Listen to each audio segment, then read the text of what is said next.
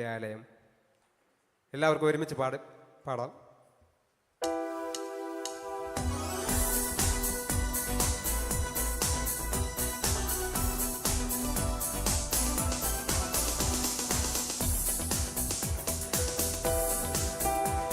മനോഹരം യാഹേ നിന്റെ ആലയം, എന്തൊരാനന്ദം തവ പ്രകടനങ്ങളിൽ. മനോഹരം യാഹേ നിന്റെ ആലയം, എന്തൊരാനന്ദം തവ പ്രകടനങ്ങളിൽ. ദൈവമേ ഉള്ളം നിറയുന്നു, ഹല്ലേലൂയ പാടുക. ദൈവമേ ഉള്ളം നിറയുന്നു, ഹല്ലേലൂയ പാടുക. ദൈവം നല്ലവൻ, എല്ലാവർക്കും വല്ലവൻ, നന്മകൾക്കെന്നും പരിചയായി. ദൈവം നല്ലവൻ, എല്ലാവർക്കും വല്ലവൻ, നന്മകൾക്കെന്നും പരിചയായി. നന്മയൊന്നും മുടക്കുകയില്ല നേരായി നടപ്പവർക്ക്. നന്മയൊന്നും മുടക്കുകയില്ല നേരായി നടപ്പവർക്ക്. ഒരു സങ്കേതം നിന്റെ അകക്കിടങ്ങൾ ഇവർ ഭക്ഷിക്കും ചെറുകുരുകിലും. ഒരു സങ്കേതം നിന്റെ അകക്കിടങ്ങൾ ഇവർ ഭക്ഷിക്കും ചെറുകുരുകിലും. രാവിലെ നിൻ നന്മകളെ ഓർത്ത് പാടി സ്തുതിച്ചിടുന്നു. രാവിലെ നിൻ നന്മകളെ ഓർത്ത് പാടി സ്തുതിച്ചിടുന്നു. ദൈവം നല്ലവൻ, എല്ലാവർക്കും വല്ലവൻ, നന്മകൾക്കെന്നും പരിചയായി. ദൈവം നല്ലവൻ, എല്ലാവർക്കും വല്ലവൻ, നന്മകൾക്കെന്നും പരിചയായി. നന്മയൊന്നും മുടക്കുകയില്ല നേരായി നടപ്പവർക്ക്. നന്മയൊന്നും മുടക്കുകയില്ല നേരായി നടപ്പവർക്ക്. ഞങ്ങൾ പാർത്തിടും നിത്യം നിന്റെ ആലയെ, ഞങ്ങൾ ശക്തരാം എന്നും നിന്റെ ശക്തിയാൽ. ഞങ്ങൾ പാർത്തിടും നിത്യം നിന്റെ ആലയെ, ഞങ്ങൾ ശക്തരാം എന്നും നിന്റെ ശക്തിയാൽ. കണ്ണുനീരും കഴുമരമെല്ലാം മാറ്റും അനുഗ്രഹമാ. കണ്ണുനീരും കഴുമരമെല്ലാം മാറ്റും അനുഗ്രഹമാ. ദൈവം നല്ലവൻ, എല്ലാവർക്കും വല്ലവൻ, നന്മകൾക്കെന്നും പരിചയായി. ദൈവം നല്ലവൻ, എല്ലാവർക്കും വല്ലവൻ, നന്മകൾക്കെന്നും പരിചയായി. നന്മയൊന്നും മുടക്കുകയില്ല നേരായി നടപ്പവർക്ക്. നന്മയൊന്നും മുടക്കുകയില്ല നേരായി നടപ്പവർക്ക്.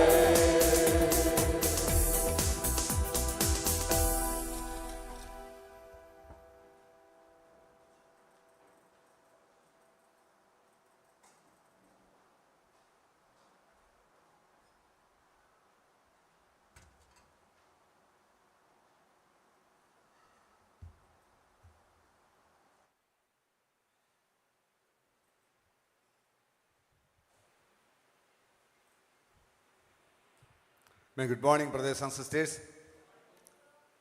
വളരെ സന്തോഷം ഇന്ന് ഈ പ്രഭാതം നമുക്ക് ദൈവനാമത്തിൽ ഒരുമിച്ച് കൂടാനും പാട്ടുപാടി ദൈവത്തെ ആരാധിക്കാനും കഴിയുന്നവർക്ക് വളരെ സന്തോഷമുണ്ട്. നമ്മളെല്ലാവരും കർത്താവിൽ സന്തോഷമാണെന്ന് വിശ്വസിക്കുന്നു. ഓക്കെ, എനിക്ക് വളരെ സന്തോഷമുണ്ട് ദൈവത്തിൻ്റെ വലിയൊരു തിരുവചനം ഇന്ന് നിങ്ങളോട് സംസാരിക്കാനായിട്ട് അവസരം കിട്ടിയതിനെ ഓർത്തിട്ട്. സോ നമുക്കൊരു നിമിഷം പ്രാർത്ഥിക്കാം.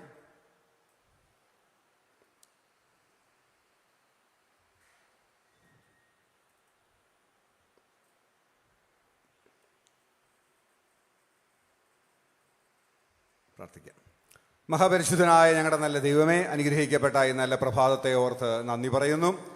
കർത്താവേ, ഞങ്ങൾക്ക് അങ്ങയുടെ മക്കളായിട്ട് ഒരുമിച്ച് കൂടുവാൻ തന്ന വിലയേറിയ അവസരത്തിന് നന്ദി. കർത്താവേ, അങ്ങ് എത്ര അധികമായി ഞങ്ങളെ സ്നേഹിക്കുകയും കരുതുകയും ചെയ്യുന്നൊരു ദൈവമാണ് കർത്താവേ. ഞങ്ങളുടെ അനുദിനമുള്ള ആവശ്യങ്ങളിലെല്ലാം ഞങ്ങളുടെ കൂടെ ഇരുന്ന് പിതാവെ ഞങ്ങളെ നടത്തുന്നു. പിതാവെ, ഇന്ന് ഞായറാഴ്ച ഞങ്ങൾക്ക് ഒരുമിച്ച് സഭയായിട്ട് കൂടി വന്ന് അങ്ങേ ആരാധിപ്പാൻ തന്ന അവസരത്തിന് നന്ദി.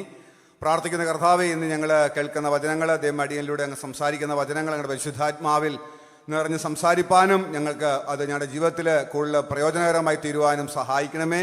കേൾക്കുന്ന ഓരോ ഹൃദയങ്ങളിലും ദൈവമേ അങ്ങ് പ്രവർത്തിക്കണമേ. അങ്ങയുടെ വചനം ദൈവമേ അങ്ങ് ആഗ്രഹിക്കുന്ന, അങ്ങ് അർത്ഥമാക്കുന്ന അതേ അർത്ഥത്തിലും ദൈവമേ വ്യാപ്തിയിലും ദൈവത്തിൻ്റെ വചനം ദൈവമേ പങ്കുവയ്ക്കാനും ഞങ്ങൾ ഓരോരുത്തരെയും ഉപയോഗിക്കുമാറാകണമെന്ന് പ്രാർത്ഥിക്കുന്നു. കൂടെ ഇരിക്കണ കർത്താവേ, എല്ലാം പുത്രനായ യേശുനാമത്തിൽ തന്നെ ആമേൻ. ഓക്കെ, സോ വളരെ സന്തോഷം ദൈവത്തിൻ്റെ നാമത്തിൽ ഒരുമിച്ച് കൂടാൻ കഴിഞ്ഞതിൽ. പറഞ്ഞതുപോലെ കുറച്ച് ആൾക്കാർ കുറവുണ്ട്, കുറച്ച് പേര് കൊല്ലം പോയി. പക്ഷെ എന്നാലും നിങ്ങളെല്ലാവരും ദൈവത്തിൻ്റെ വചനം കേൾക്കാൻ വേണ്ടി ഉത്സാഹത്തോടുകൂടി തന്നെ ഇരിക്കുന്നതിൽ വളരെ സന്തോഷമുണ്ട്. ഓക്കെ, നമ്മൾ ഓരോ ഞായറാഴ്ച ഇവിടെ ഒരുമിച്ച് കൂടി ദൈവത്തെ ആരാധിക്കാൻ വരുന്നതാണ്. ആരാധന എന്ന് പറയുന്നത് നമ്മൾ ചെയ്യുന്ന എല്ലാ കാര്യങ്ങളിലും ദൈവത്തിനെ മഹത്വപ്പെടുത്താനായിട്ട് ഉള്ളതാണ്. പ്രത്യേകിച്ച് നമ്മൾ പാട്ട് പാടുമ്പോഴും നമ്മൾ എന്ത് കാര്യം ചെയ്താലും അതിനകത്തെല്ലാം ആരാധനയാണ്. കാരണം ദൈവം തന്നെ, ദൈവത്തിൻ്റെ ഒന്നാമത്തും പരമപ്രധാനവുമായ കൽപ്പന പറയുന്നത് ദൈവത്തെ പൂർണ്ണ ഹൃദയത്തോടും പൂർണ്ണ ആത്മാവോടും പൂർണ്ണ മനസ്സോടും കൂടെ നമ്മൾ സ്നേഹിക്കണം, അവനെ നമസ്കരിക്കണം, ആരാധിക്കണം. കാരണം എന്താണ് ഈ കൽപ്പന എന്ന് പറയുന്നത്? സങ്കീർത്തനത്തെ 135 പറയുന്ന പോലെ നമ്മൾ എന്തിനെ വിഗ്രഹങ്ങളെ ആരാധിക്കുന്നതും വിഗ്രഹങ്ങളെ പോലെയാവും. നമ്മൾ ജീവനുള്ള ദൈവത്തെ ആരാധിക്കുമ്പോൾ നമ്മളും അവനെ പോലെയായി തീരുവാണ് ചെയ്യുന്നത്. അപ്പോൾ നമ്മൾ പാട്ടുകൾ പാടുമ്പോഴും നമ്മൾ എന്ത് ചെയ്യുന്നത്, നമ്മൾ ബൈബിൾ വായിക്കുമ്പോഴെല്ലാം ഒരു ആരാധനയാണ്. പാട്ടുപാടി നമ്മൾ ദൈവത്തെ നമസ്കരിക്കുമ്പോൾ വരികളിലൂടെ നമ്മൾ പാടി ദൈവത്തെ നമസ്കരിക്കുക. കാരണം ചിലപ്പോൾ നമ്മൾ വിചാരിക്കും ഇത് പാട്ടുകാരൻ ഇവിടെ നിന്ന് പാടുന്നുണ്ടല്ലോ, നമ്മൾ കേൾക്കാനുള്ള ആൾക്കാരാണ്. നമ്മൾ കേൾക്കാനുള്ള ആൾക്കാരല്ല, നമ്മളെല്ലാവരും കൂടെ പാടാനുള്ള ആൾക്കാരാണ്. എന്തിനാണ് നമ്മൾ പാടുന്നത്? പ്രത്യേകിച്ച് എനിക്ക് അറിയില്ല, എനിക്ക് അങ്ങനെ ചിന്തിക്കുന്നതല്ല. നമ്മൾ ദൈവത്തെ നമസ്കരിച്ച് ആരാധിക്കുമ്പോൾ, പാട്ട് പാടുമ്പോൾ നമ്മൾ അവൻ്റെ സ്വഭാവമുള്ള ആളുകളായി മാറുവാണ്.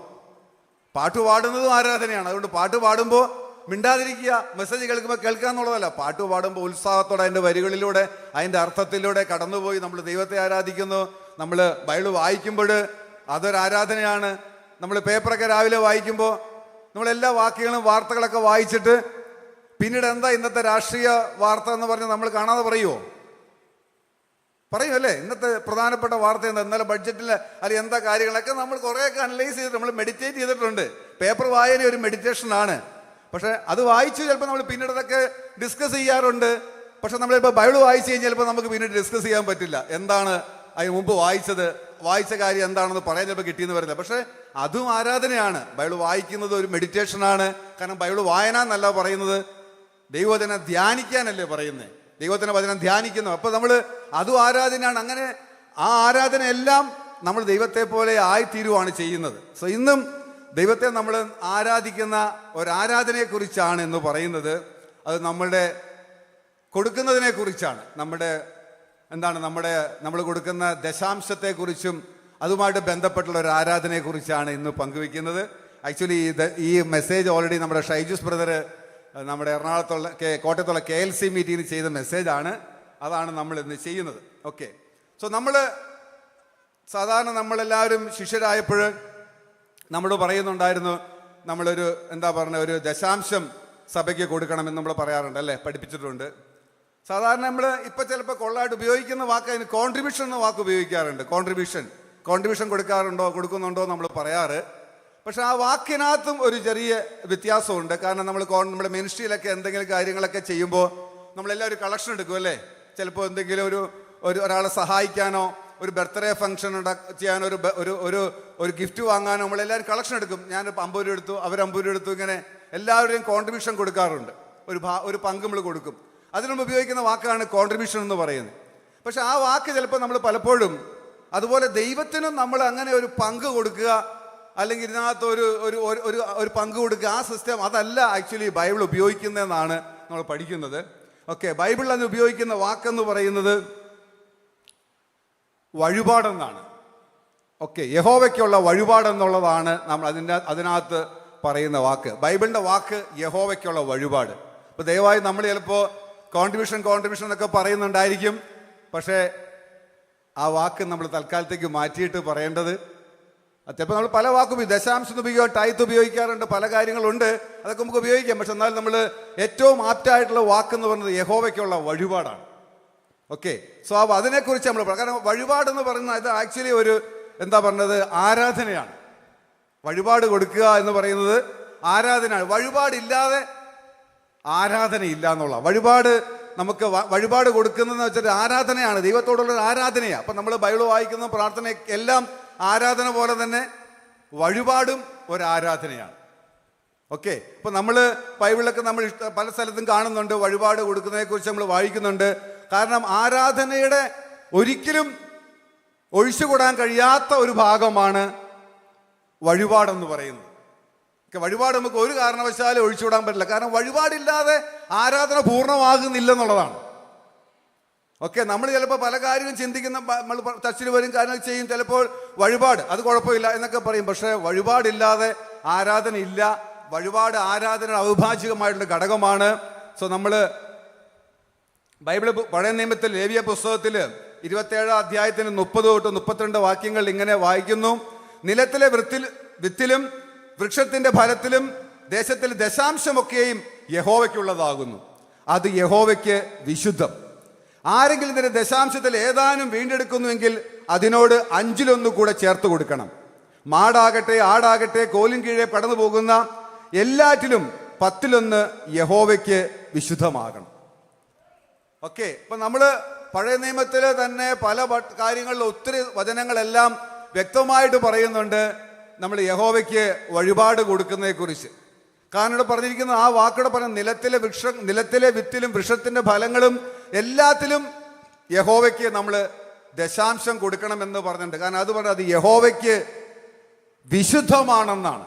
യഹോവയ്ക്ക് വിശുദ്ധമായിരിക്കണം. എന്താണ് യഹോവയ്ക്ക് വിശുദ്ധമായിരിക്കുക എന്ന് പറഞ്ഞാൽ?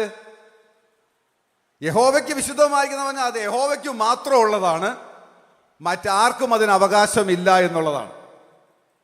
ഇപ്പൊ നമ്മൾ പഴയ നിയമത്തിൽ കാണുന്ന എന്ത് കാര്യങ്ങൾക്കായാലും അതെല്ലാത്തിനകത്തും പ്രത്യേകിച്ച് എല്ലാ ഫലങ്ങളിൽ നിന്നും എല്ലാം യഹോവയ്ക്ക് വഴിപാട് കൊടുക്കുന്നതിനെ കുറിച്ച് പ്രത്യേകം ബൈബിളിൽ മെൻഷൻ ചെയ്തിട്ടുണ്ട്. എന്ത് സാധനം കിട്ടിയാലും അതിൻ്റെ എല്ലാം ആദ്യഫലങ്ങളും അതിൻ്റെ എല്ലാ അംശം യഹോവയ്ക്ക് കൊണ്ടുവരണം. കാരണം അത് യഹോവയ്ക്ക് വിശുദ്ധമാണ്. അത് മറ്റാവശ്യത്തിന് ഉപയോഗിക്കരുത്, യഹോവയ്ക്ക് വേണ്ടി മാത്രമുള്ളതാണ്. അതിനെ നമ്മൾക്ക് ആർക്കും വേറെ രീതിയിൽ കൈകാര്യം ചെയ്യാനുള്ള അവകാശം ഇല്ല എന്നുള്ളതാണ് ബൈബിൾ പറഞ്ഞിരിക്കുന്നത്. ആക്ച്വലി പഴയ നിയമത്തിൽ 1-ലധികം ദശാംശങ്ങൾ ആവശ്യമായിരുന്നു. പഴയ നിയമത്തിലും കാണുന്ന പല ആവശ്യങ്ങൾക്ക് വേണ്ടിയിട്ടും ഈ ദശാംശം, ഈ വഴിപാട് ഉപയോഗിച്ചിരുന്നതായിട്ട് ബൈബിളിൽ കാണുന്നുണ്ട്. ഒന്ന്, ലേവ്യർക്ക് അതിനുവേണ്ടി പുരോഹിത ശുശ്രൂഷ ചെയ്യുന്ന ആൾക്കാർക്ക് അത് ഉപയോഗിച്ചിരുന്നു. ആലയത്തിന്റെ ഉപയോഗത്തിന് വേണ്ടിയിട്ട്, ദേവാലയത്തിന്റെ ആവശ്യത്തിന് വേണ്ടിയിട്ട് ഈ വഴിപാട് ഉപയോഗിച്ചിരുന്നു. കൂടാരപ്പെരുന്നാൾ അങ്ങനെയുള്ള കാര്യത്തിനൊക്കെ ആവശ്യത്തിന് വേണ്ടിയിട്ട് ഉപയോഗിച്ചിരുന്നു. ദേശത്തിലെ ദരിദ്രരായ ആൾക്കാർക്ക് അത് കൊടുത്തിരുന്നു. അങ്ങനെ പല ആവശ്യങ്ങൾക്ക് വേണ്ടിയിട്ടും ഈ വഴിപാട് ഉപയോഗിച്ചിരുന്നു. കാരണം എല്ലാവരും ആ വഴിപാട് കൊടുക്കണം എന്നുള്ളത് ദൈവത്തിന് വേണ്ടി, യഹോവയ്ക്ക് വിശുദ്ധമാണ്, അത് ഒഴിവാക്കാൻ പാടില്ല, അത് കൊടുക്കണം. അതില്ലാതെ ആരാധനയില്ല, ആരാധനയുടെ പൂർണ്ണത ആകുന്നില്ല എന്നുള്ളതാണ്. ബാക്കിയുള്ള കാര്യങ്ങളൊക്കെ നമ്മൾ ചെയ്യുമ്പോഴും വഴിപാട് ചിലപ്പോൾ നമ്മൾ സാധാരണ ഒഴിവാക്കാനുള്ള കാര്യമാണ്. പക്ഷേ അതില്ലാതെ, കാരണം എന്താന്ന് പറഞ്ഞാൽ ഇന്നത്തെ കാലത്ത് ചിലപ്പോൾ നമ്മൾ ഒത്തിരി കാര്യങ്ങളൊക്കെ കേട്ടിട്ടുണ്ടായിരിക്കും വഴിപാട് കൊടുക്കുന്നതും. ഞാനും ഈ ചർച്ചിലേക്ക് വരുന്ന സമയത്ത്, എന്നെയും പഠിപ്പിച്ച സമയത്ത് ഇതിനെക്കുറിച്ച് അന്ന് വഴിപാട് കോൺട്രിബ്യൂഷനെ കുറിച്ച് പഠിപ്പിക്കുകയുണ്ടായി. കോൺട്രിബ്യൂഷൻ അല്ല, നമ്മൾ പറഞ്ഞ ദശാംശം അല്ലെങ്കിൽ യഹോവയ്ക്കുള്ള വഴിപാട്. അപ്പം എന്നോടിത് ശിഷ്യനാകുന്ന സമയത്ത് പഠിപ്പിച്ചപ്പോൾ ഞാൻ അന്ന് ഒരു മിനിസ്ട്രി മീറ്റിങ്ങിന്, കുര്യനായിരുന്നു എന്നെ പഠിപ്പിച്ചത്. കുര്യൻ്റെ വീട്ടിൽ നിന്ന് പറഞ്ഞപ്പോൾ ഞാൻ ചുമ്മാ അവരുടെ അടുക്കളയിലേക്ക് നോക്കിയപ്പോൾ അടുക്കളയിലേക്ക് ഹോർലിക്സ് പാത്രങ്ങളൊക്കെ വെച്ചിട്ടുണ്ട്. അപ്പം ഞാൻ ഉടനെ ഇതിവർക്ക് ഹോർലിക്സ് നമുക്ക് മേടിച്ച് കഴിക്കാനുള്ള കാശാണ് ഇവർ ചോദിക്കുന്നത്. അപ്പോൾ ആക്ച്വലി നമ്മൾ ചിലപ്പോൾ കേട്ടിട്ടുള്ളതും കാര്യങ്ങളൊക്കെ ചിലപ്പോൾ ഇങ്ങനെയുള്ള ഒത്തിരി കാര്യങ്ങളൊക്കെ കിടക്കുന്നതുകൊണ്ട് നമ്മൾ ചിന്തിക്കുന്ന നമ്മുടെ തെറ്റായ ചിന്തകളാണ്. ഇതെന്താ, എന്തിനൊക്കെയാ, മറ്റു പല കാര്യങ്ങളൊക്കെ നമ്മുടെ മനസ്സിലേക്ക്. അപ്പോൾ ആക്ച്വലി ഇത് ദൈവം ഉണ്ടാക്കി വെച്ച ഒരു മഹത്തരമായ പദ്ധതിയാണ്.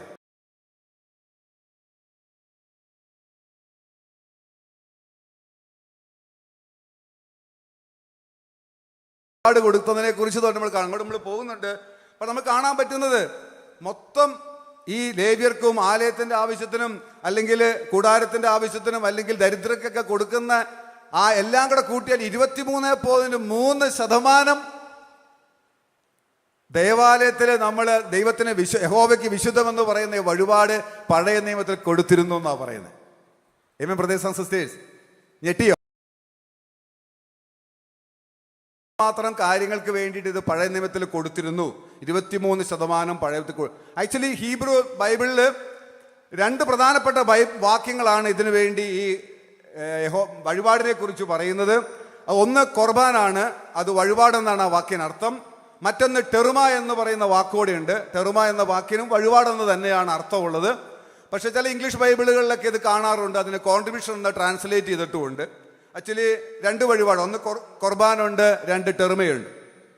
എന്താണ് ഈ ടെറുമ എന്ന് പറഞ്ഞു കഴിഞ്ഞാൽ? ടെറുമ എന്ന് പറയുന്നത് അത് സ്വമേധയാ നമ്മൾ കൊടുക്കുന്ന, ഹൃദയത്തിൽ നിന്ന് നൽകുന്ന ഒരു പ്രത്യേകതരം വഴിപാടാണ്. അത് ദശാംശമല്ലാതെ നമ്മൾ ഹൃദയത്തിൽ നിന്ന് സ്വമേധ കൊടുക്കുന്ന വഴിപാടിനെയാണ് ടെറുമ എന്ന് പറയുന്നത്. ആക്ച്വലി ഈ കാര്യങ്ങളൊക്കെ കൂടാരത്തിന്റെ നിർമ്മാണത്തിലുള്ള ആവശ്യങ്ങൾക്കും അല്ലെങ്കിൽ മറ്റു പല ആവശ്യങ്ങൾക്ക് വേണ്ടിയിട്ടായിട്ട് ഇത് ഉപയോഗിച്ചിരുന്നു എന്നുള്ളതാണ് നമുക്ക് കാണാൻ പറ്റുന്നത്. ദശാംശം കൂടാതെ കൊടുക്കുന്നതാണ് ടെറുമ. ഓക്കെ, സാധാരണ ദശാംശമുണ്ട്. ഇപ്പം നമ്മൾ ചിലപ്പോൾ ദശാംശം കൊടുക്കാറുണ്ട്, അല്ലെങ്കിൽ യഹോവയ്ക്ക് വഴിപാട് കൊടുക്കുക. പക്ഷേ അതിനേക്കാൾ ഉപരിയായിട്ട് മറ്റൊരു ആവശ്യങ്ങൾക്ക് വേണ്ടി ചിലപ്പോൾ നമ്മൾ സ്പെഷ്യൽ ആയിട്ടുള്ള കളക്ഷനൊക്കെ എടുക്കാറുണ്ട്. അതിനെ ഉപയോഗിക്കുന്ന വാക്കാണ് ടെറുമ എന്ന് പറയുന്നത്. സ്പെഷ്യൽ കളക്ഷൻ അല്ലെങ്കിൽ പ്രത്യേകതരം വഴിപാട്, സ്വമേധ നിർബന്ധം. പക്ഷേ ദശാംശം കൊടുക്കുന്നുണ്ട്, അതിൽ നിന്ന് ഉപരിയായിട്ട് നമ്മൾ കൊടുക്കുന്ന ഒന്നാണ് ടെറുമ എന്ന് പറയുന്നത്. ആക്ച്വലി അത് കൊടുക്കുന്ന കാര്യം ദൈവത്തിന്റെ പരമാധികാരത്തെയും കരുതലിനെയും അംഗീകരിച്ചുകൊണ്ട് വിലപ്പെട്ട എന്തെങ്കിലും ദൈവത്തിന് സമർപ്പിക്കുന്ന ഈ പ്രവൃത്തിയാണ് ടെറുമ എന്ന പദം നമ്മൾ ഉപയോഗിക്കുന്നത്. ടെറുമ, ഓക്കെ, അത് നമ്മൾ ദൈവം അത്രയോ ശ്രേഷ്ഠനാണ്, അവരെത്രയോ ഉന്നതനാണ്, അവൻ്റെ ആ പരമാധികാരത്തിനും അതിനഭിനന്ദിച്ചുകൊണ്ട് അല്ലെങ്കിൽ അതിനുള്ള നമ്മൾ സ്വമേധയാ ഹൃദയത്തിൽ നിന്ന് നിർബന്ധത്താലല്ല സ്വമേധയാ ഉറപ്പായിട്ടും കൊടുക്കേണ്ട കാര്യമായിട്ടാണ് ബൈബിളിൽ രേഖപ്പെടുത്തിയിരിക്കുന്നത്.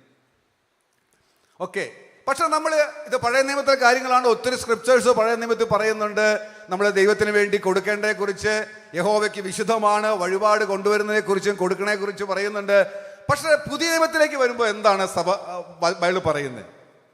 പുതിയ നിയമത്തിൽ പറയുമ്പോൾ നമ്മൾ ഉടനെ തന്നെ പറയുന്ന ഒരു ഭാഗമുണ്ട്. പുതിയ നിയമത്തിൽ ഇങ്ങനെ ദശാംശം കൊടുക്കണമെന്ന് പറഞ്ഞിട്ടുണ്ടോ?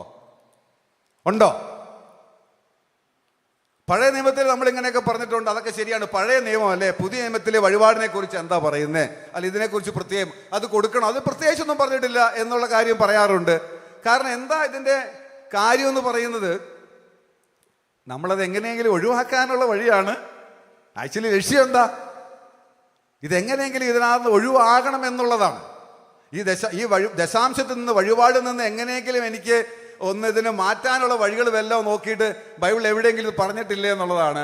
പക്ഷെ അപ്രീഷിയേറ്റ്, പ്രൈസ് ഗാഡ്, ഇതിനകത്ത് ഈ വാക്യം വായിക്കുമ്പോൾ ഇത് യേശു കർത്താവായ യേശു പറഞ്ഞ പ്രത്യേകമായ വാക്യം ഇവിടെ പറയുന്ന മത്തായി 23:23 കപടഭക്തിക്കാരായ ശാസ്ത്രിമാരും പരീശന്മാരുമായുള്ളവരെ, നിങ്ങൾക്ക് കഷ്ടം.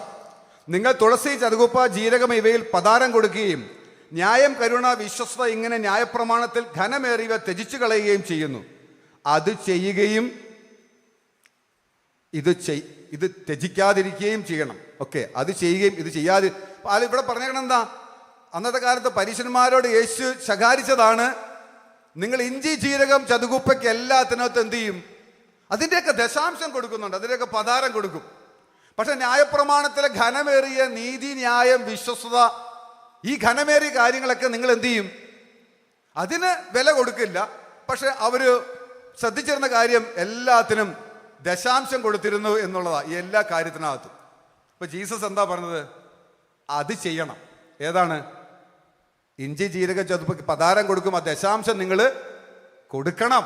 അതങ്ങനെ തന്നെയാണ്, കൊടുക്കണം. പക്ഷെ എന്താണ്? നീതി, ന്യായം, വിശ്വസ്തത എന്നുള്ള ഘനമേറിയ കാര്യം നിങ്ങൾ വിട്ടുകളയാനും പാടില്ല. ഇപ്പൊ ജീസസ് പറഞ്ഞ ക്ലിയർ ആണോ? ഇപ്പൊ ജീസസ് പറഞ്ഞിട്ടുണ്ട്, പ്രത്യേകം പറഞ്ഞിട്ടുണ്ട്, അത് കൊടുക്കണം. അത് കൊടുക്കണ്ടെന്നല്ലതാ, അത് യഹോവയ്ക്കുള്ള വഴിപാടാണ്, അത് കൊടുക്കണം. പക്ഷെ അവിടെ യേശു കറക്റ്റ് ചെയ്തെന്ന് അവർ ഇതിനെക്കുറിച്ച് കാര്യങ്ങളൊക്കെ വളരെയധികം ഹൃദയം കൊടുത്ത് ചെയ്യുമ്പോഴും അവർക്ക് ഈ നീതി, ന്യായം, വിശ്വസ്തതയൊക്കെ അവർ വിട്ടുകളഞ്ഞു എന്നുള്ളതാണ്. പക്ഷേ ഞാൻ വിഷമം തോന്നിയത്, ഇത് എന്തിനാണ് ഇങ്ങനെ ചെയ്യുന്നത്? ഞാനിങ്ങനെ ദശാംശം കൊടുക്കുന്നുണ്ടെന്ന് എൻ്റെ അമ്മ അറിഞ്ഞപ്പോൾ എൻ്റെ അമ്മ പ്രത്യേകം പറഞ്ഞു, എടാ അതൊക്കെ അവർക്ക് തിന്നു കുടിക്കാനുള്ള പണമാ, നീ അത് ഒരിക്കലും കൊടുക്കരുത് എന്ന് എന്നോട് പ്രത്യേകം പറഞ്ഞിട്ടുണ്ടായിരുന്നു. പക്ഷെ എന്നാലും പ്രൈസ് ഗോഡ്, ഞാൻ എൻ്റെ ദൈവകൃപയാൽ ഇത് കൊടുക്കുമ്പോൾ അന്ന് ഞാൻ ചിന്തിച്ചിട്ടുണ്ട്, ഇത് മറ്റെന്തെങ്കിലും ആവശ്യത്തിന് വേണ്ടി ഇവർ ഉപയോഗിക്കാനുള്ള പരിപാടിയാണെന്ന് ചിന്തിച്ചിട്ടുണ്ടെങ്കിൽ പോലും ദൈവമായ കർത്താവ് എന്നെ അന്ന് തൊട്ട് ഇന്ന് വരെയും ഇത് കൊടുക്കാനായിട്ട് എന്നെ സഹായിച്ചു എന്നുള്ളതാണ്. അപ്പം അത് പല കാര്യം നമ്മൾ കടന്നു പോകാറുണ്ട്. പക്ഷെ ഇവിടെ ഇത് ചെയ്യണമെന്ന് പുതിയ നിയമത്തിൽ പറഞ്ഞിട്ടുണ്ട്. ഓക്കെ, വീണ്ടും യേശു പറഞ്ഞ മറ്റൊരു കാര്യം മർക്കോസ് 11:41-44 വാക്യത്തില്, പിന്നെ യേശു ശ്രീഭണ്ഡാരത്തിന് നേരെ ഇരിക്കുമ്പോൾ പുരുഷാരം ഭണ്ഡാരത്തിൽ പണമിടുന്നത് നോക്കിക്കൊണ്ടിരുന്നു. ധനവാന്മാർ പലരും വളരെ ഇട്ടു. ദരിദ്രയായൊരു വിധവ വന്നു 1 പൈസയ്ക്കും ശരിയായ 2 കാശിട്ടു. അപ്പോൾ അവൻ ശിഷ്യന്മാരുടെ അടുക്കൽ വിളിച്ചു, ഭണ്ഡാരത്തിലിട്ട് എല്ലാവരേക്കാളും ഈ വിധവ, ദരിദ്രയായ വിധവ അധികം ഇട്ടിരിക്കുന്നു എന്ന് ഞാൻ സത്യവുമായിട്ട് നിങ്ങളോട് പറയുന്നു. എല്ലാവരും തങ്ങളുടെ സമൃദ്ധിയിൽ നിന്നിട്ടു, ഇവളോ തൻ്റെ ഇല്ലായ്മയിൽ നിന്ന് തനിക്കുള്ളതൊക്കെയും തൻ്റെ ഉപജീവനം മുഴുവനും ഇട്ടു എന്ന് അവരോട് പറഞ്ഞു. ആക്ച്വലി നമ്മൾ പറഞ്ഞ പോലെ ഭണ്ഡാരത്തിൽ, കഴിഞ്ഞ ആഴ്ച ഞാൻ പറഞ്ഞ പോലെ ഭണ്ഡാരത്തിൽ പൈസ ഇടുക, പള്ളിയിൽ പോകുമ്പോഴും പൈസ ഇടുക, ഇതൊക്കെ നമ്മൾ ചെറുപ്പകാലത്തിലൊക്കെ നമ്മൾ പള്ളിയിൽ പോകുമ്പോൾ ഇതൊക്കെ ചെയ്തിട്ടുണ്ട്. നമ്മൾ സാധാരണ പള്ളിയിലൊക്കെ പോകുമ്പോൾ ചെയ്യാറുണ്ട്. ഞാനും ചെറുപ്രായത്തിൽ സൺഡേ സ്കൂളിൽ പോകുമ്പോൾ സൺഡേ സ്കൂളിൽ പോകുന്നു എന്ന് പറയുന്നത്, ചെറുപ്രായത്തിൽ എൻ്റെ വീട്ടിൽ 5 പേരുള്ളതിൽ ഞാൻ മാത്രമേ സൺഡേ സ്കൂളിൽ പോയിട്ടുള്ളൂ. Praise God. സൺഡേ സ്കൂളിൽ പോകുന്നതിൻ്റെ മോട്ടീവ് മറ്റൊന്നുമില്ല, അവിടെ പോയാൽ 4 കഷ്ണം ബ്രെഡ് കിട്ടും, അതാണ് മോട്ടീവ്. പക്ഷെ എന്നാലും ആ മോട്ടീവ് ആണെങ്കിൽ പോലും സൺഡേ സ്കൂളിൽ ചെറുപ്രായത്തിൽ പോയിട്ടുണ്ട്. അപ്പോൾ എല്ലാ ഞായറാഴ്ചയും ഞാൻ പള്ളിയിൽ പോകുമായിരുന്നു. പള്ളിയിൽ പോകുമ്പോൾ ഞാൻ എല്ലാ ഞായറാഴ്ചയും ഫാദറിനോട് പൈസ ചോദിക്കും. അന്ന് 10 പൈസയാണ് ഫാദർ തരുന്നത് ഈ നമുക്ക് പള്ളിയിലിടാനായിട്ട്. ഇപ്പോൾ ചില ദിവസം ഫാദർ പറയും ഇന്നില്ല പൈസ എന്ന് പറയാറുണ്ട്.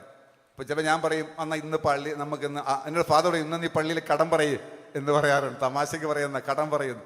പക്ഷേ ചെറുപ്രായത്തിലൊക്കെ ദൈവം സഹായിച്ച് അതൊക്കെ കൊടുക്കാൻ, അതിനകത്തൊന്നും നമുക്കറിയത്തില്ല, നമ്മൾ കൊടുത്തിരുന്നു. പക്ഷെ ഇവിടെ ജീസസ് ഭണ്ഡാരത്തിൽ ആളുകൾ പൈസ ഇടുന്നത് നോക്കിക്കൊണ്ടിരിക്കുക. യേശുവിൻ്റെ തലവൊക്കെ നോക്കി ആൾക്കാർ ഭണ്ഡാരത്തിൽ പൈസ ഇടുന്നുണ്ട്. ധനവാന്മാർ വന്ന് ഇഷ്ടം പോലെ പണം ഇടുന്നുണ്ട്. പക്ഷെ അതിനകത്ത് ദരിദ്രയായൊരു വിധവ, അവൾ വിധവയാണ്, ദരിദ്രയാണ്, അവളുടെ ഉപജീവനമായ 2 കാശ് അവൾക്ക് ഉപജീവനത്തിനുള്ളതാണ്, അത് മുഴുവൻ അവൾ ഭണ്ഡാരത്തിൽ ഇട്ടെന്നാണ് ജീസസ് പറയുന്നത്. നമ്മൾ ബൈബിളിൽ പറഞ്ഞിരിക്കുന്നത് അവളെക്കുറിച്ച് പ്രത്യേകിച്ച് മെൻഷൻ ചെയ്തിട്ടില്ല. കാരണം അവൾ വിധവയാണ്, പേരില്ല, അവൾക്ക് ഭർത്താവില്ലാത്ത ജീവിക്കുന്നു, അവളുടെ പ്രത്യേകിച്ച് ഒന്നും മെൻഷൻ ചെയ്തിട്ടില്ല. അവൾ അപ്പോസ്തലൻ, മറ്റൊന്ന് പ്രധാനപ്പെട്ട എന്തെങ്കിലും പദവി വഹിക്കുന്ന ആളൊന്നും അല്ല, ഒരു വിധവയാണ്. പക്ഷേ അവൾ എന്താ ചെയ്യുന്നത്, അവളുടെ ഉപജീവനമായിട്ട് അത് ഹൃദയത്തിൽ നിന്ന് അത് സമർപ്പിച്ചെന്നാണ് പറഞ്ഞത്. കാരണം ധനവാന്മാരിട്ട പണത്തിന് ചിലപ്പോൾ പൈസ കൂടുതലുണ്ടായിരിക്കാം, ഇഷ്ടംപോലെ പണം ഇട്ടിട്ടുണ്ടായിരിക്കാം. പക്ഷെ യേശു അതല്ല നോക്കി, അവൾ അവളുടെ ഹൃദയത്തിൽ നിന്ന് തൻ്റെ ഉപജീവനമൊക്കെ എന്ന് പറഞ്ഞ്, അന്നത്തെ അവൾക്ക് കിട്ടിയ ആ 2 കാശ് അവളുടെ മറ്റു പല ആവശ്യങ്ങൾക്കെല്ലാം ഉണ്ട്. പക്ഷെ അതിൽ നിന്നെല്ലാം അവള് പൂർണ്ണ ഹൃദയത്തോടെ ഈ 2 കാശ് ദേവാലയത്തിൽ ഭണ്ഡാരത്തിൽ ഇട്ടു എന്നാണ് പറഞ്ഞേക്കണേ. അപ്പോൾ അതിനെ യേശു ഭയങ്കരമായിട്ട് അതിനെ അഭിനന്ദിച്ചു. കാരണം നമ്മൾ ഇന്ന് സംസാരിക്കുമ്പോൾ പോലും പേര് പോലും അറിയാത്ത വിധവ എന്തുമാത്രം സ്വാധീനമാണ് നമ്മുടെ ഓരോരുത്തരുടെയും ഈ ദൈവവചനം പ്രസംഗിക്കപ്പെട്ട കാലമൊക്കെയും പ്രസംഗിക്കുന്ന സമയത്തൊക്കെയും ആളുകളുടെ ഹൃദയത്തിൽ സ്വാധീനം ഉണ്ടാക്കിയിരിക്കുന്നത്. അവൾ ചെയ്ത ശ്രേഷ്ഠമായൊരു കാര്യമാണ്.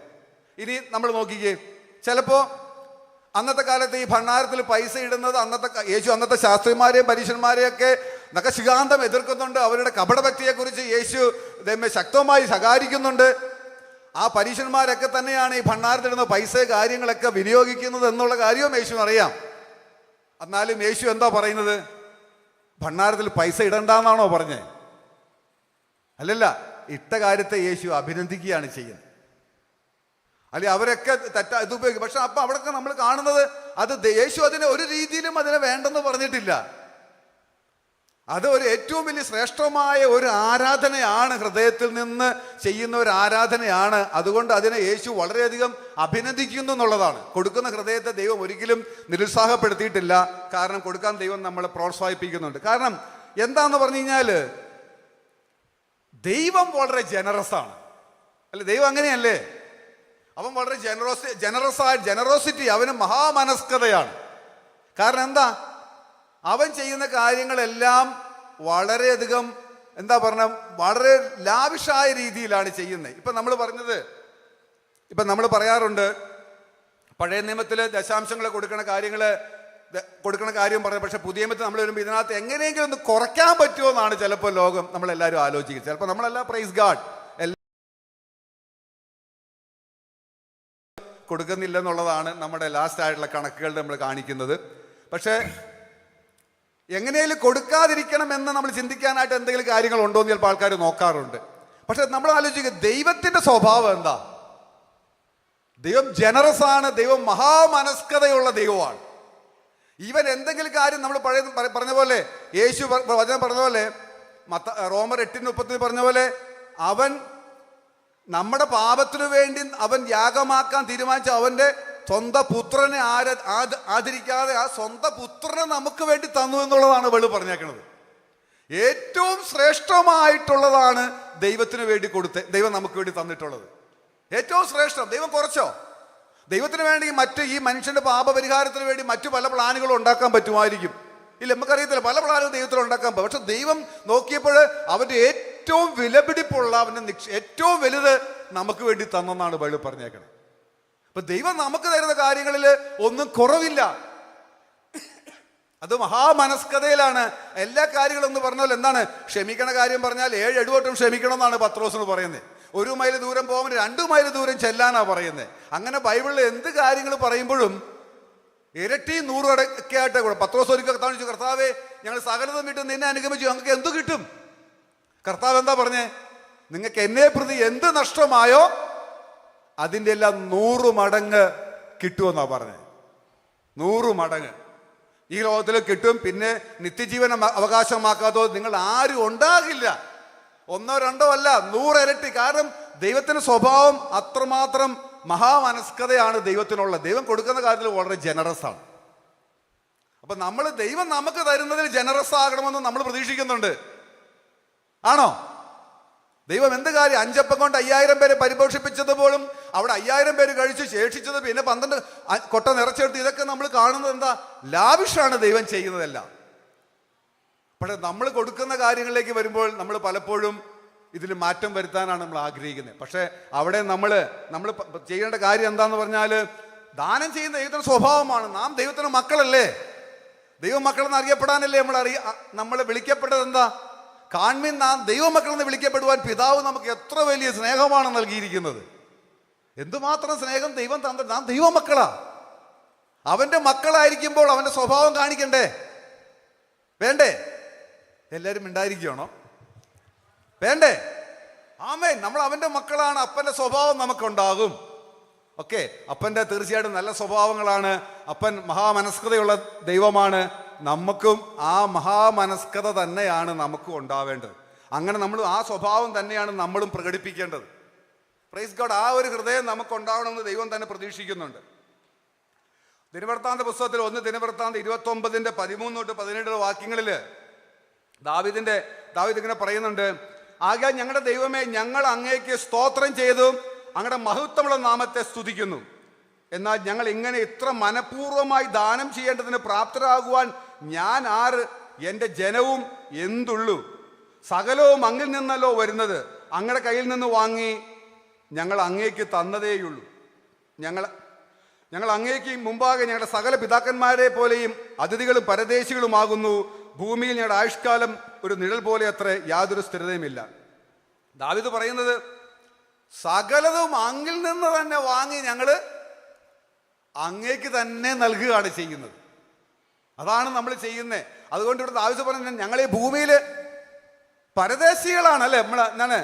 നമ്മുടെ പാട്ട് പറഞ്ഞു, ഞാൻ പരദേശിയാണ്, ഭൂമിയിൽ പരദേശിയാണ്. എൻ്റെ കാലം ഒരു നിഴൽ പോലെ. ഞാൻ ഈ ഭൂമിയിൽ എല്ലാ കാലവും ജീവിക്കുന്നില്ലല്ലോ. ഞാൻ പരദേശിയായിട്ട് ഏറി വന്നാൽ 100 വർഷക്കാലം ഇവിടെ ജീവിച്ച് കടന്നു പോകുന്ന മനുഷ്യനേ ഉള്ളൂ. പരദേശി. എൻ്റെ ദേശം ഇവിടെയല്ല, എൻ്റെ ദേശം അങ്ങ് അക്കരെയാണ്. അതാണ് നമ്മൾ പാട്ട് പാടുന്നത്. എൻ്റെ ദേശം ഇവിടെയല്ല, ഇവിടെ ഞാൻ പരദേശവാസിയാണല്ലോ. കാരണം പരദേശവാസി ഇവിടെയുള്ളതെല്ലാം ദൈവത്തിൻ്റെതാ. ഇത് നമ്മളൊക്കെ ഉപയോഗിക്കുന്നു. ഇന്നലെ മറ്റാരുണ്ടായി, ഇന്ന് നമ്മുടെ കയ്യിലായിരിക്കുന്നത്. നാളെ ഇവിടെ ഇട്ടേച്ച് നമ്മൾ പോകുന്നുണ്ടെന്നുള്ളതാ. അപ്പൊ ദാവീദ് പറഞ്ഞു, ഇത് നിന്റെ കയ്യിൽ തന്നെ വാങ്ങി ഞങ്ങൾ നിനക്ക് തന്നെയാണ് നൽകുന്നത് എന്നുള്ളതാ. കാരണം ഞാനിങ്ങനെ ഇടയ്ക്ക് പറഞ്ഞിട്ടുണ്ടോ എന്ന് ഓർമ്മയില്ല. എന്നാലും ഞങ്ങൾ തൃശ്ശൂർ താമസിച്ചിരുന്ന സമയത്ത് എൻ്റെ മോള് എൻ്റെ കയ്യിൽ നിന്ന് പൈസ മേടിച്ചുകൊണ്ട് അവിടുത്തെ ഒരു കടയിൽ പോയിട്ടൊരു സാധനം വാങ്ങിച്ചു. അപ്പോൾ അവർ കടക്കാരൻ ചോദിച്ചത്, എന്തിനാ നമ്മൾ വാങ്ങിക്കുന്നത്? അവൾ പറഞ്ഞു, ഞങ്ങളുടെ പപ്പമ്മയുടെ വെഡിങ് ആനിവേഴ്സറി ആണ് ഇന്ന്. അപ്പോൾ അതിനുവേണ്ടി ഗിഫ്റ്റ് കൊടുക്കാനാണ്. ആക്ച്വലി അത് പുള്ളിക്കാരൻ ഭയങ്കര കൺവിക്റ്റഡ് ആയിപ്പോയി, പുള്ളിക്ക് ഭയങ്കര അതിശയമായിപ്പോയി. പപ്പയുടെ കയ്യിൽ നിന്ന് പൈസ മേടിച്ചുകൊണ്ട് പപ്പയ്ക്ക് തന്നെ മമ്മയ്ക്ക് ഗിഫ്റ്റ് വാങ്ങിച്ചു കൊടുക്കുക. പുള്ളി ആക്ച്വലി അത് അവിടെ എല്ലായിടത്തും പബ്ലിഷ് ആക്കി എന്നുള്ളതാണ്. കാരണം ഒരു പക്ഷേ അത് ലോകത്തിൻ്റെ ലെവലിൽ കാണുന്നത് അത് അന്ന് പുള്ളിക്ക് സന്തോഷമായി തോന്നിയാക്കാം. അപ്പം ആക്ച്വലി ദൈവത്തിൻ്റെ കയ്യിൽ നിന്ന് നമ്മൾ വാങ്ങി നമ്മൾ ദൈവത്തിന് തന്നെ കൊടുക്കുക, അങ്ങനെയല്ലേ എൻ്റെ സിസ്റ്റം? ഓക്കെ, ഇവിടെ നമ്മൾ പരദേശികളാണ് എന്നുള്ള ആ ബോധ്യത്തിലേക്ക് നമ്മൾ പറഞ്ഞു. കാരണം ബൈബിൾ പറഞ്ഞേക്കുന്നത് ദാവീദ് യെരൂശലേമിൽ ദൈവത്തിന്റെ ആലയം പണിയാൻ വേണ്ടി പദ്ധതിയിട്ട സമയത്ത് ഇവിടെ ദാവീദ് സ്വന്തം ഫണ്ടിൽ നിന്ന്, സ്വന്തം കയ്യിൽ നിന്ന് 86,000 കോടി രൂപ വിലമതിക്കുന്ന 113 ടൺ സ്വർണം ദാവീദ് ദൈവത്തിന്റെ ആലയത്തിലേക്ക് വഴിപാടായിട്ട് കൊടുത്തു എന്നാണ് പറഞ്ഞേക്കണേ. ഒന്നോടെ ഞാൻ പറയാം, 86,000 കോടി രൂപ വിലമതിക്കുന്ന 113 ടൺ സ്വർണം ദാവീദ് യഹോവയ്ക്ക് വഴിപാടായിട്ട് കൊടുത്തു. മാത്രമല്ല ഇസ്രായേൽ ജനം എല്ലാവരും കൂടി 1,43 കോടി രൂപ വില മതിക്കുന്ന സ്വർണം അവരെല്ലാവരും കൂടി പിന്നീടും ഈ ആലയത്തിലേക്ക് കൊടുത്തെന്നോ പറഞ്ഞേക്കണത്. ഒന്നോ രണ്ടോ അല്ല, കോടിക്കണക്കിന് രൂപയുടെ സമ്പത്താണ് യഹോവയ്ക്ക് വേണ്ടിയിട്ട്, ആലയത്തിന് വേണ്ടിയിട്ട് അവർ കൊടുത്തെന്നുള്ളതാണ്. കാരണം ദാവീദിന്റെ മനോഭാവം ഇതാണ്, സകലവും അങ്ങിൽ നിന്ന് വാങ്ങി അങ്ങിലേക്ക് തന്നെ ഞങ്ങൾ കൊടുക്കുക, ഇതെല്ലാം നിന്റേതാണ്. ആ ഒരു ഹൃദയമാണ്, ആ മനോഭാവമാണ് ദാവീദിനുണ്ടായിരുന്നത്. റോമാലേഖനം 11:31 പറഞ്ഞിരിക്കുന്നു, ആ ദൈവത്തിന്റെ ധനം, ജ്ഞാനം, അറിവ് എന്നിവയുടെ ആഴമേ. ഇവിടെ പറഞ്ഞേക്കുന്നത് ദൈവത്തിന്റെ ധനം എന്ന് പറയുമ്പോൾ എന്തുമാത്രം ധനമാണ് ദൈവത്തിന്റെ കയ്യിലുള്ളത്. നമുക്ക് വല്ല നിശ്ചയമുണ്ടോ? ഉണ്ടോ? നമ്മൾ പറഞ്ഞ പോലെ ഈ തമ്പാനൂര് റെയിൽവേ സ്റ്റേഷന്റെ ഫ്രണ്ടിൽ എവിടെയെങ്കിലും 1 സെന്റ് സ്ഥലത്തിന് എത്ര കോടി രൂപ വില വരും? ഇത് ആരുടേതാ? തമ്പാനൂരെന്നല്ല, ഈ അഖിലാണ്ടം മുഴുവൻ ഉള്ളത് അവൻ്റേതാണ്. നമ്മുടെ കയ്യിലുള്ള ഇപ്പൊ സ്വർണ്ണമൊക്കെ കൂടെ പിറക്കിയിട്ട് കഴിഞ്ഞാൽ, പണ്ട് ആൾക്കാർ പറയാറുള്ള പോലെ എല്ലാ പണയം വെച്ച സ്ഥാപനങ്ങളിലൊക്കെ ഉള്ള സ്വർണ്ണങ്ങളൊക്കെ ഇട്ട് കഴിഞ്ഞാൽ ട്രെയിനിന്റെ ബോഗിക്കകത്ത് കയറിക്കൊണ്ട് പോകാനുള്ള സ്വർണ്ണങ്ങളുണ്ട്. അത്ര സ്വർണ്ണങ്ങളുണ്ട് പണയം വെച്ച കണക്ക്. നീ ജോസ്കോന്റെ കയ്യിലും മറ്റുള്ള കമ്പനിക്കാരുടെ കയ്യിലുള്ള എത്ര ടൺ കണക്കിന് സ്വർണ്ണമാണ് ഉള്ളത്. എന്തുമാത്രം ടൺ കണക്കിനുള്ള സ്വർണ്ണങ്ങളാണ് മടകളായിട്ട് ഖനികളിൽ ഇന്നും കിടക്കുന്നത്, അല്ലേ? ഇതെല്ലാം എത്ര അതിശയമാണ് ദൈവത്തിന്റെ ധനം എന്ന് പറയുന്നത്. അത്ര സമ്പന്നനാണ് അവന്റെ ആ ദൈവത്തിന്റെ ധനമേ. അത് എത്ര ആഴമുള്ളതാണ്, എത്രമാത്രം അതിശയകരമായ ധനമാണ് അവനിലുള്ളത്. ആ ദൈവത്തിന് നമ്മുടെ ഈ 2 കാശ് കിട്ടിയില്ലെങ്കിൽ ഒന്നും നടക്കില്ല. പിന്നെ എന്താ ദൈവം ഉദ്ദേശിക്കുന്നത്? ഇത് കിട്ടാതെ ദൈവരാജ്യത്തിന്റെ പ്രവർത്തനം നടക്കാനിട്ടാണോ? പക്ഷെ ദൈവം ആരാധിക്കുന്നത് എൻ്റെ മക്കള് ആ വഴിപാട് കൊടുത്ത് എന്നെ ആരാധിക്കുന്നതിന് വേണ്ടിയിട്ടാണ്. ആമേൻ. അവരുടെ ഹൃദയത്തിൽ നിന്ന് ആ വഴിപാട് കൊണ്ടുപോയി ദൈവത്തിന് കൊടുക്കുന്നത് ദൈവത്തിന് എത്ര. നമ്മൾ ആലോചിക്കുക, എനിക്കല്ല, നമ്മളിപ്പോൾ ചിലപ്പോൾ നമുക്ക് ആദ്യമായിട്ട് ശമ്പളം കിട്ടി, ജോലി ചെയ്ത് ശമ്പളം കിട്ടി, ആ ശമ്പളം നമ്മൾ എന്താ ചെയ്യാറ്? സാധാരണഗതിയിൽ എന്താ ചെയ്യാറ്? നമ്മൾ നമ്മുടെ അച്ഛന് അമ്മയ്ക്ക് കൈകൊണ്ട് കൊടുക്കാറുണ്ടോ? ചെയ്യാറുണ്ടോ? ആരുമില്ല അല്ലേ? ഉണ്ട്. ഭൂരിഭാഗം ചിലപ്പോൾ നമ്മൾ അവിടെ നിന്ന് അങ്ങ് കൊണ്ടേ കൊടുക്കുക, എന്നിട്ട് എന്ത് ചെയ്യുക? അവിടെ നിന്ന് ഇങ്ങോട്ട് മേടിക്കുക, അല്ലേ? ബസ് കാശിനൊക്കെ ചിലപ്പോൾ അങ്ങനെ ആദ്യം നമ്മൾ കിട്ടുന്ന ശമ്പളം കൊണ്ട് ചിലപ്പോൾ ഭൂരിഭാഗം ആളുകൾ, ഞാൻ പലരും ഇപ്പം കുട്ടികളുടെ കാര്യങ്ങളൊക്കെ കേട്ടപ്പോഴും പലരും ചെയ്യുന്ന ഞാൻ കേട്ടിട്ടുണ്ട്. ഇവിടെ നമ്മൾ എന്താ പറഞ്ഞത്, കഴിഞ്ഞ ദിവസം പ്രഞ്ജിത്തോട് സംസാരിച്ചു. പ്രഞ്ജിത്തിന്റെ ശമ്പളം അവൻ അച്ഛൻ്റെ കൈ കൊണ്ടേ കൊടുക്കുക. എത്ര സന്തോഷമാണ് അച്ഛൻ അത് അവർ കൊടുക്കും. എന്നാലും തന്നെ അവർ കൈകാര്യം ചെയ്യാൻ പഠിക്കണം എന്നൊക്കെ ഉണ്ട്. എന്നാൽ തന്നെയും അത് ആ പപ്പായുടെ കയ്യിലേക്ക് കൊണ്ട് കൊടുക്കുമ്പോൾ എന്താ സന്തോഷം. പപ്പയ്ക്ക് പണം ഇല്ലാന്നിട്ടോ ചിലപ്പോൾ പപ്പയ്ക്ക് ദരിദ്രരായി ജീവിച്ചിട്ടോ അല്ല, പപ്പയുടെ പണമുണ്ട്. പക്ഷെ എന്നാലും തൻ്റെ മക്കള് അത് സന്തോഷത്തോടെ കൊണ്ട് തരുന്നത് ദൈവത്തിന് വളരെ ശ്രേഷ്ഠം. അതുപോലെ ദൈവത്തിന് ഈ പണം കിട്ടിയിട്ട് ദാരിദ്ര്യം ദൈവത്തിന് കഞ്ഞി കുടിക്കാൻ ആവശ്യമില്ല എന്നിട്ടോ ഒന്നുമല്ല. ദൈവത്തിന്റെ രാജ്യത്തിന്റെ പ്രവർത്തനത്തിലൂടെ ദൈവത്തിന് എന്തെല്ലാം വഴികളുണ്ട്. പക്ഷെ നമ്മൾ സന്തോഷത്തോടുകൂടി തന്നെ ഇത് കൊടുക്കണമെന്ന് ദൈവം ആഗ്രഹിക്കുന്നുണ്ട്. താഴത്തേക്ക് പറഞ്ഞിരിക്കുന്നത് 11:34 പറയുന്ന, കർത്താവിന്റെ മനസ്സറിഞ്ഞവൻ ആരാണ്?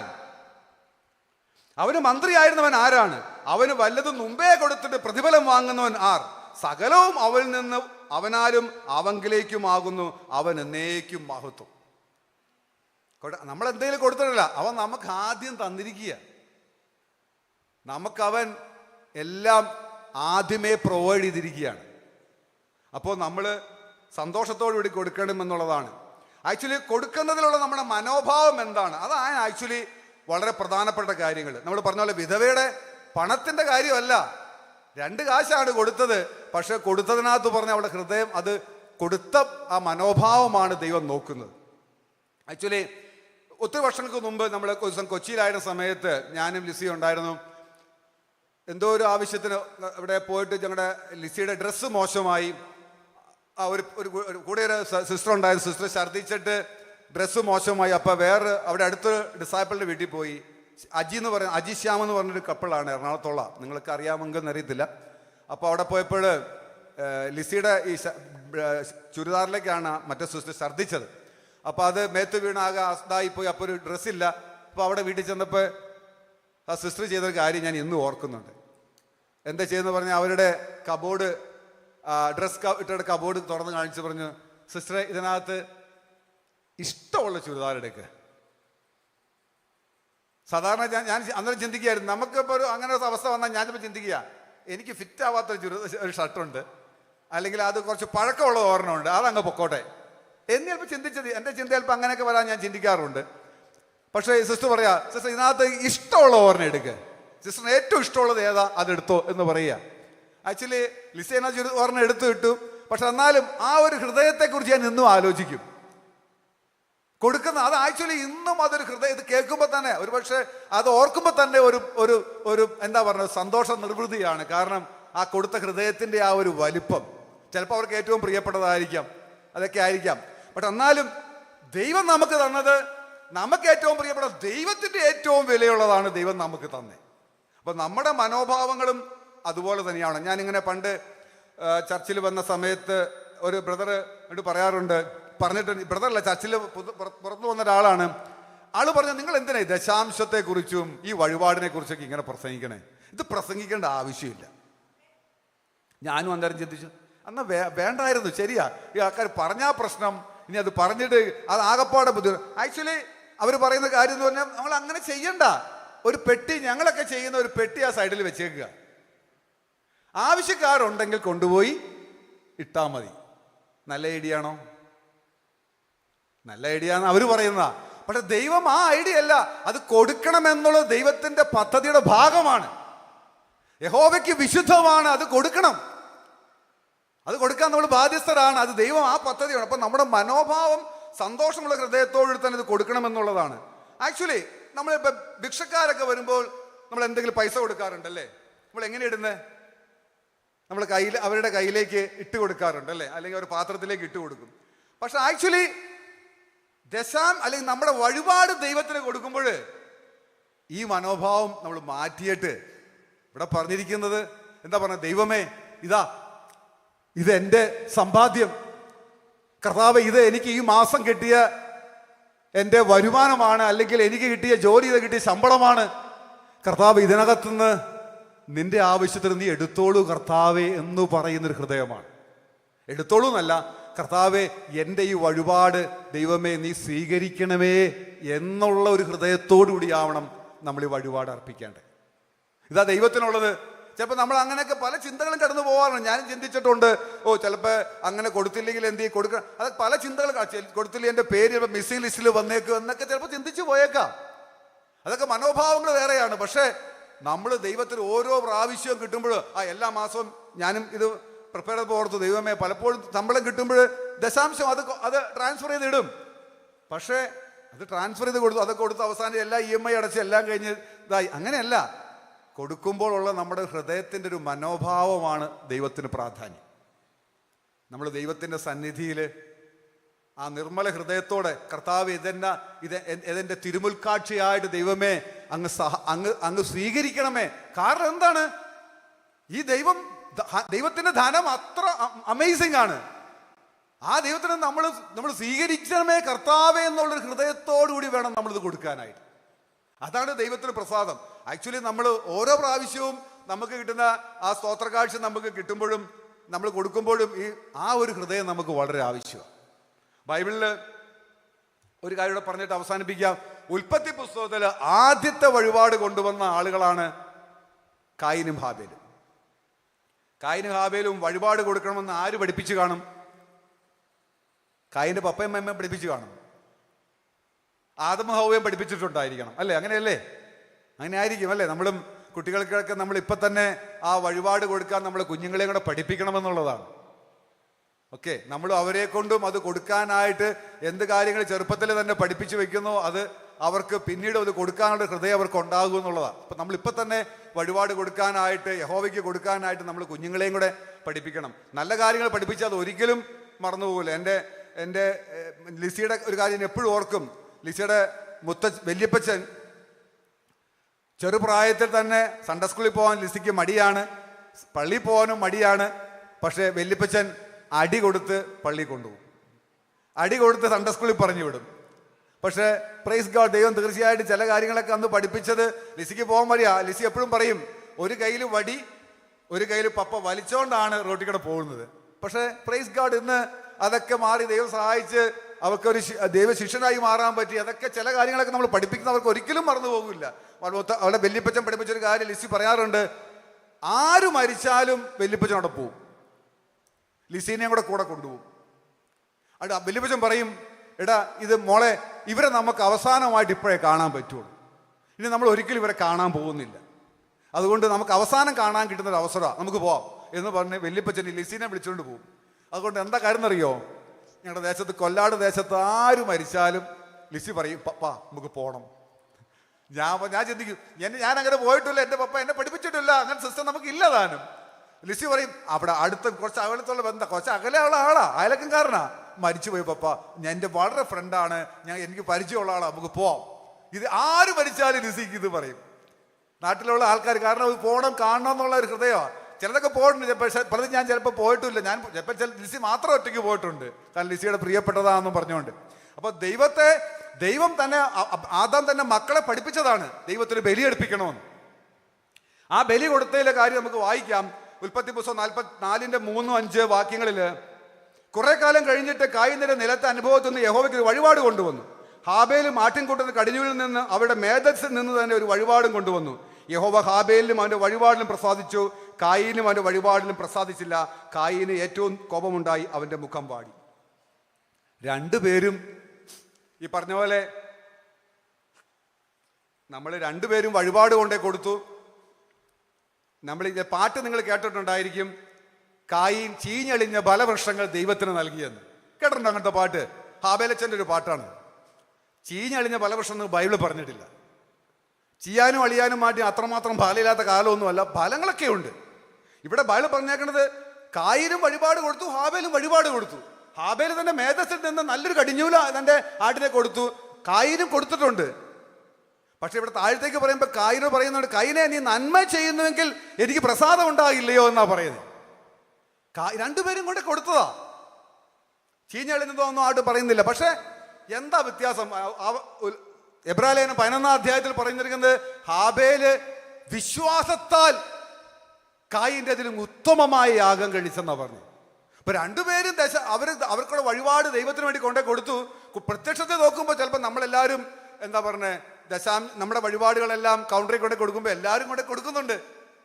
പക്ഷെ അതുപോലെ തന്നെ കൊടുത്തു. പക്ഷെ ഹാബേല് കൊടുത്തത് എന്താ?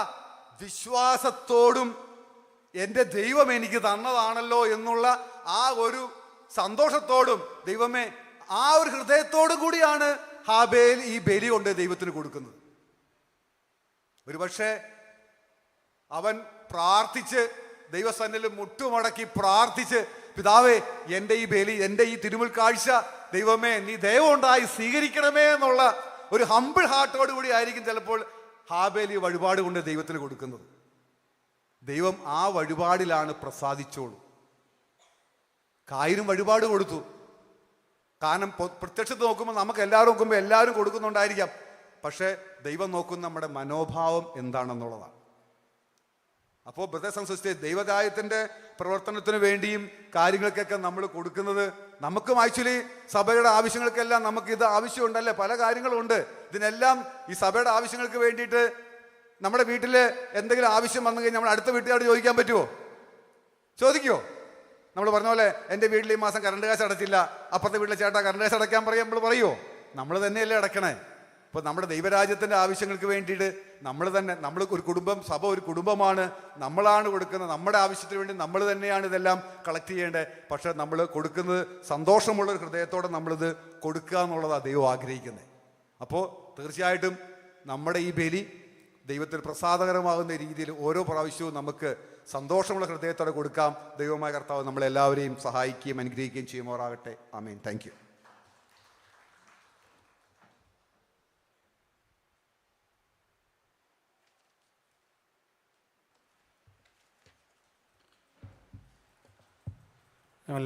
സ്റ്റാൻഡ് ദയവായിട്ട് നമുക്ക് എല്ലാവർക്കും എഴുന്നേറ്റ് നിന്ന് നമ്മുടെ ഹൃദയത്തിൽ നിന്ന് നമ്മളെ ആത്മീയമായിട്ട് മഹത്തരമായ സന്ദേശം നൽകിയ നമുക്ക് ദൈവത്തിനും അതുപോലെ നമ്മളെ സഹായിച്ച നമ്മുടെ വിനോയ് ബ്രദർ നമുക്ക് നന്ദി പറയാം. Thank you dear brother. തീർച്ചയായിട്ടും നമ്മൾ പഠിച്ച കാര്യങ്ങൾ നമ്മുടെ ജീവിതത്തിൽ എടുക്കുകയും പ്രാർത്ഥനയ്ക്ക് ശേഷം നമുക്ക് അധികമായിട്ട് പഠിച്ച കാര്യങ്ങൾ പങ്കുവെക്കുകയും ചെയ്യാം. നമുക്ക് ചേർന്ന് പാടി നമുക്ക് ദൈവത്തെ സ്തുതിക്കാം. ദൈവം തന്നെയാണ് നമ്മുടെ ഏറ്റവും വലിയ നിക്ഷേപം എന്ന് വിവരിക്കുന്നൊരു പാട്ട് നമുക്ക് ചേർന്ന് പാടാം.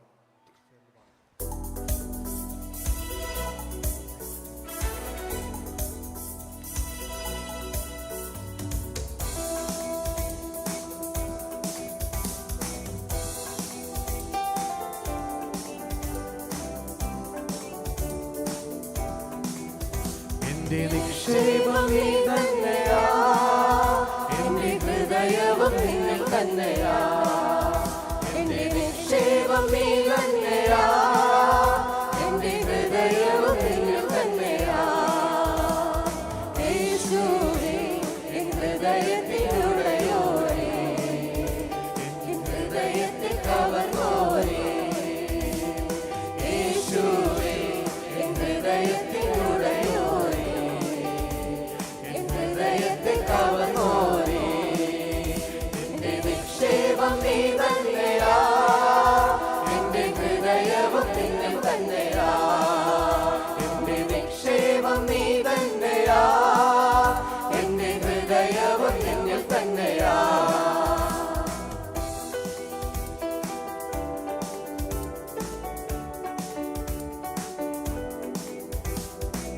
വേഗത്തിൽ വരുമേ, വേഗത്തിൽ വരുമേ, എന്നെയും ചേർത്തിടുവാൻ. വേഗത്തിൽ വരുമേ, വേഗത്തിൽ വരുമേ, എന്നെയും ചേർത്തിടുവാൻ. കണ്ണുനീർ തുടയ്ക്കും യേശുനാഥനേ, മാറാനാഥാ, മാറാനാഥാ. കണ്ണുനീർ തുടയ്ക്കും യേശുനാഥനേ, മാറാനാഥാ, മാറാനാഥാ. എന്റെ നിക്ഷേപം നീ തന്നെയാ, എന്റെ ഹൃദയവും നിന്നിൽ തന്നെയാ. എന്റെ നിക്ഷേപം നീ തന്നെയാ, എന്റെ ഹൃദയവും നിന്നിൽ തന്നെയാ.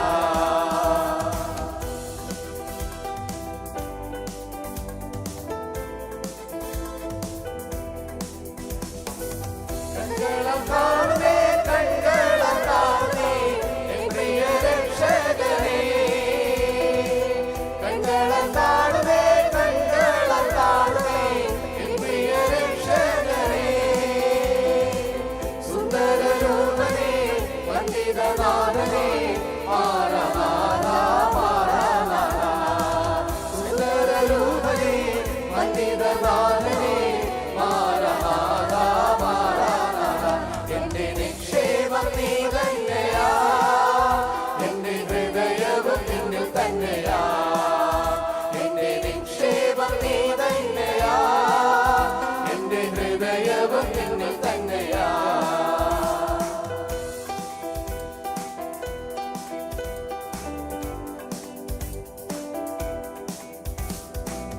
ആയിരം വാക്കുകൾ മിണ്ടിയാൽ പോലെ കണ്ടനാമെൻ യേശുവേ.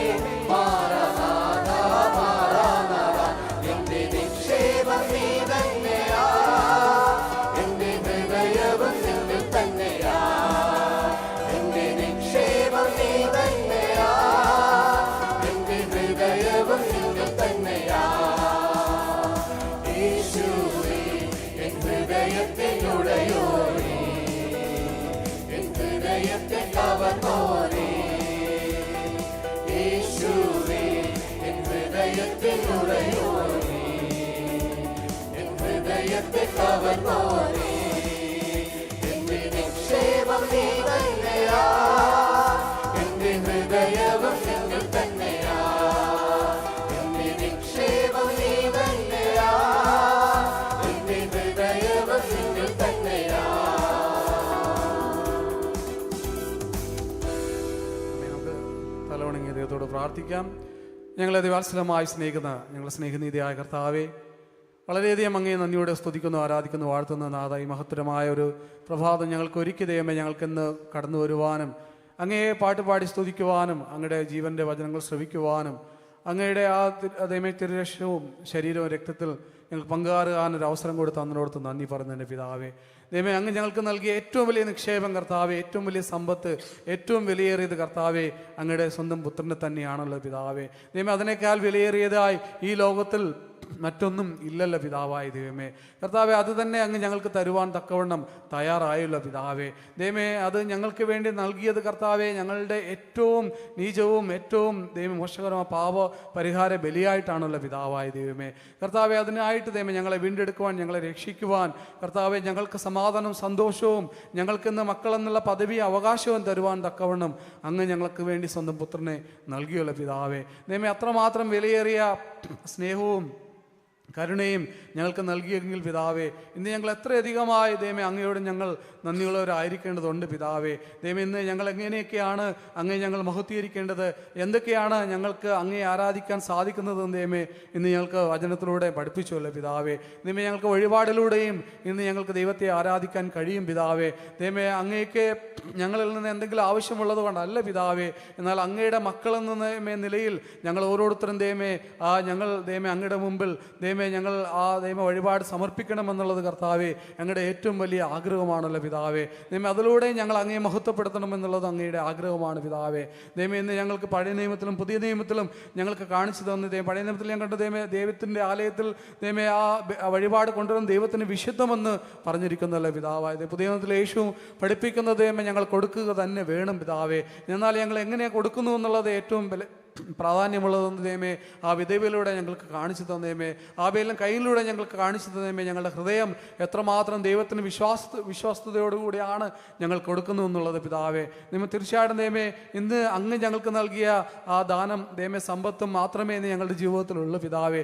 ഞങ്ങൾ അങ്ങയിൽ നിന്ന് വാങ്ങി ദൈവമേ തരുന്നത് മാത്രമേ ഉള്ളൂ പിതാവായ ദൈവമേ. സകലതും അങ്ങയുടേതാണ് ദൈവമേ. റോമറിലെ ദൈവമേ പൗലോസ് വിവരിക്കുന്നത് എത്ര ആശ്ചര്യകരമാണ് ദൈവത്തിൻ്റെ സമ്പത്ത്, ദൈവത്തിൻ്റെ ആ ഓരോ പ്രവൃത്തികളും പിതാവ്. തീർച്ചയായിട്ടും ഞങ്ങൾ ഓരോരുത്തരും അത് മനസ്സിലാക്കി ദൈവമേ ഞങ്ങൾ നന്ദിയോടെ കൊടുക്കുന്നവരായിരിക്കുവാൻ, വിശ്വസ്തയോടെ കൊടുക്കുന്നവരായിരിക്കാൻ ദൈവമേ ഇത് അങ്ങ് സ്വീകരിക്കണമേ എന്ന് യാചനയോടെ കൊടുക്കുന്നവരായിരിക്കാൻ ഞങ്ങളെ ഹൃദയങ്ങളെ അങ്ങ് ഒരുക്കണമേ എന്ന് പ്രാർത്ഥിക്കുന്നു. അങ്ങയുടെ ദൈവദാസരെ അങ്ങ് ശക്തമായിട്ട് ഉപയോഗിച്ചവൻ കൃപയ്ക്ക് നന്ദിയോട് സ്തുതിക്കുന്നു. അത് കൂടിയിരിക്കുന്ന എല്ലാ മക്കളെയും അനുഗ്രഹിക്കുകയും സഹായിക്കണമേ. പലവിധമാകുന്ന ആവശ്യങ്ങളാൽ നിന്റെ മുമ്പിൽ വന്നിരിക്കുന്നവരുണ്ട് പിതാവേ.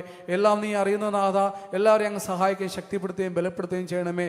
അങ്ങ് ഞങ്ങൾക്ക് നൽകിയ സ്നേഹവും സമാധാനവും സന്തോഷവും കരുണയെല്ലാം ഞങ്ങളുടെ അയൽക്കാർക്കും ബന്ധുക്കൾക്കും ഉറ്റവർക്കും ഞങ്ങളുടെ ചുറ്റുപാടുമുള്ള എല്ലാവർക്കും പകർന്നു കൊടുക്കുവാൻ ഞങ്ങൾ ഓരോരുത്തരുടെയും ഹൃദയങ്ങളെ ഒരുക്കണമേ പിതാവേ. ഈ നല്ല സമയത്തിനായി സ്തോത്രം ചെയ്യുന്നു.